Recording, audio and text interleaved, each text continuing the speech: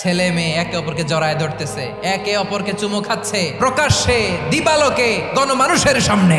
নারী যে কত সম্মানিত নারীরা এটা বুঝেই নাই। নারীদেরকে আল্লাহ বানিয়েছেন উচ্চতর করে। নারীদেরকে ছোট্ট জিনিস দিলে এটার বড় করে দেয়। নারীদেরকে ভ্রূণ দিলে, শুক্রাণু দিলে নারী এটারে বাচ্চা হিসেবে উপহার দেয়। দেখছেন, আপনি দিলেন একটুকুনি দিছে, আপনি তাকে একটা মুচকি হাসি দিয়ে দেন, সে তার কলিজা দিয়ে দেয়। কিন্তু যদি আপনি তার মনে কষ্ট দেন, সে আপনার জীবনকে জাহান্নাম বানায়া দেয়। নারীর মন বুঝতে পারলে নেয়ামত, বুঝতে না পারলে কিয়ামত।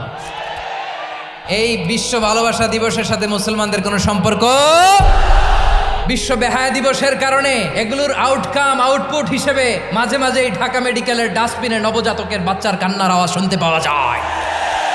ওর বাবাকে, ওর মাকে, ও কোন ফ্যামিলির সন্তান কেউ জানে?